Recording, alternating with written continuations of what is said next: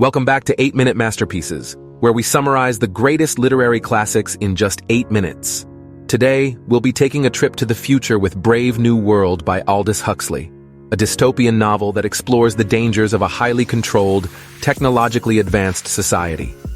It's a world where individuality is sacrificed for stability, and freedom comes at the cost of humanity itself. Before we dive in, don't forget to watch the entire video. We've hidden an image somewhere. If you find it, leave a description in the comments, and you'll be entered to win a special gift.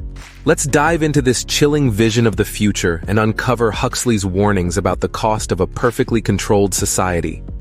Brave New World, published in 1932, presents a world far in the future where technology and science are used to create a stable, peaceful society, but at a huge cost.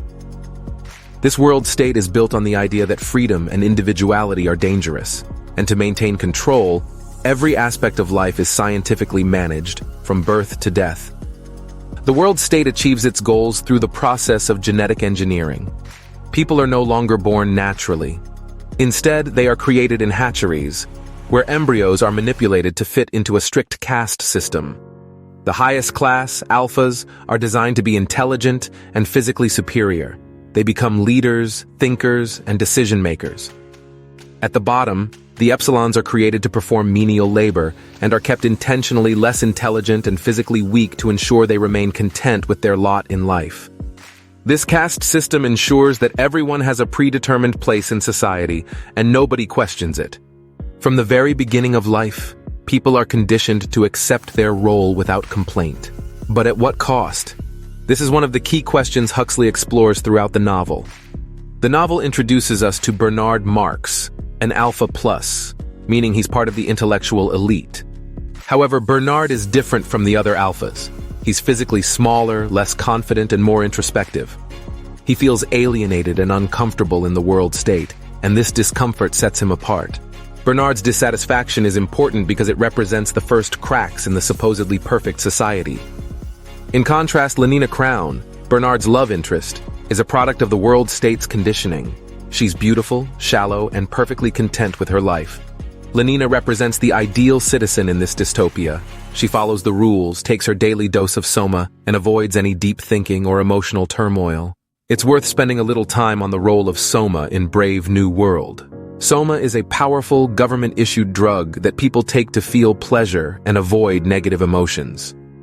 In the world state, when people feel any kind of stress, anger, or sadness, they simply take a dose of Soma, and all those uncomfortable feelings go away. Soma is the key to keeping the population docile and happy, but it also keeps them numb and disconnected from their humanity. This concept is one of Huxley's most powerful critiques of modern society. He was warning us about the dangers of escapism, whether through drugs, entertainment, or consumerism, that numb people from facing the realities of their lives. The citizens of the world state are constantly entertained, constantly consuming, and constantly avoiding any kind of real emotional depth. Let's talk about John the Savage. John grew up outside the world state on a savage reservation. Unlike the people of the world state, John was born naturally, and his worldview is shaped by literature, particularly Shakespeare. John's introduction into the world state is one of the most powerful moments in the novel, as it forces us to see the dystopian society through his eyes. When Bernard brings John back to London, John is horrified by what he sees. At first, he's curious and fascinated by the advanced technology and artificial perfection, but soon he realizes the emptiness that lies beneath the surface. To John, this society is soulless. He sees people who have no real connections to each other, who are controlled by shallow pleasures and have lost their ability to think, feel, or act independently. John's deep connection to Shakespeare is crucial to understanding his character. He sees the world through the lens of Shakespearean tragedy and passion, which makes him even more of an outsider in the world state. For John, the world state's rejection of deep emotional experiences and moral complexity is unbearable. In a way, John represents the old world, a world of art, love, pain, and struggle. In contrast, the world state has eradicated all of these things in favor of stability. One of the most striking aspects of Brave New World is the tension between happiness and truth.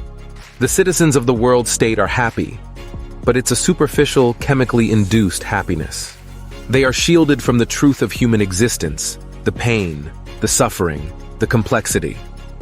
Huxley asks us, is it better to live in a stable, controlled society where everyone is happy, but nobody is free, or to live in a world where people can feel deeply, even if that means suffering?